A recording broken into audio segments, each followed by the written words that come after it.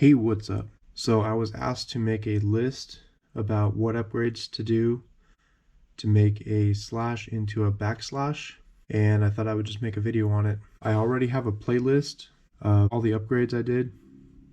So you will need a body, and you can look online. Other people have used other bodies. I don't recommend this body.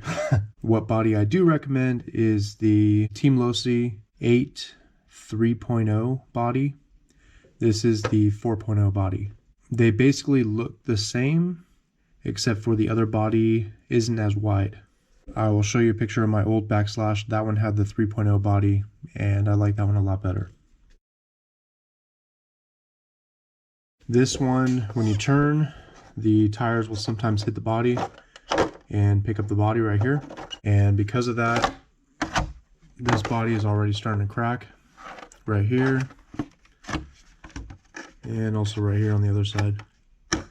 With the other body, you don't have to install these body mounts that I did in the front and rear.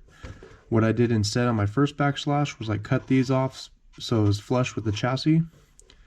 I just put Velcro along the length of the chassis on both sides and then put it on the body. It would be right on the inside, right at the bottom. And that way you could just take the body off real easy. It just worked a lot better and never really had an issue with it hitting the body on the tire. So another upgrade you would need to do if you want it to be like a 1/8 scale buggy is 1/8 scale buggy tires. These are 17mm, so you'll need to get some 17mm adapters. I have the MIP ones on here. These are a little bit more expensive, but you can get cheaper ones that'll do the same thing. This would be a cheaper way to go. It is a 17mm adapter. So on the inside, it's got the 12mm hex that would just go on your stock axle. The new wheel will go right over this, and then on the outside you'll put this washer, and you could just tighten the nut right onto here, and that will hold it on there. That's probably the cheapest way to go. Another thing I did was, of course, remove that big front bumper, and this is actually a Stampede 4x4 lower bumper, as you can see right here. On the rear, I used the bottom piece to the rear bumper on a Rustler 4x4, and that's just this small piece right here. One thing about when people build backslashes, I personally like the low center of gravity chassis more because it makes it more stable, and it looks more like a 1/8 scale buggy when it's done. Another upgrade I did to make it more like a 1/8 scale buggy was put a center differential in here. This is just the center differential that comes with the Slash Platinum, which is what this started as. And I put some weight oil in there.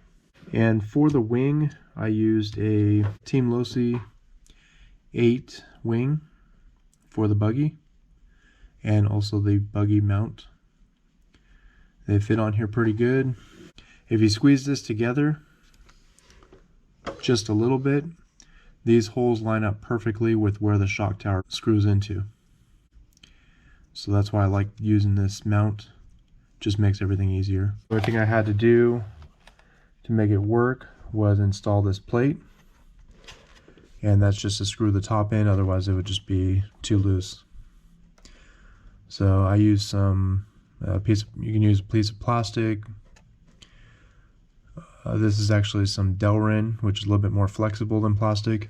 That would probably be the only upgrades that are must-have to make it into a buggy.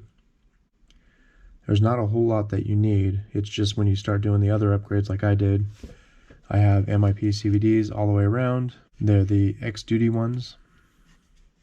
I installed some aluminum shocks. I upgraded the steering servo, Spigen Shore Max 10 SCT because I run this on 4S. Upgraded the motor, but this is a pretty cheap motor. It's longer than a standard 550 motor. It's about a 570. And it is a 2650 kV motor. I also changed out the arms to Rustler 4x4 arms. They're heavier duty than the regular Slash arms. The rear shock tower has been upgraded to aluminum, and that was only because I broke the plastic one, and I just wanted to make it stronger just because of how the wing mounts on here. Diff case was cracked when I broke the shock tower, so I upgraded that to aluminum too. The sway bars come with the Slash Platinum, so I just left them on here. On the rear, I took a Rustler 4x4 bumper and cut off that loop, and that way I can mount the sway bars on here without having a big bumper.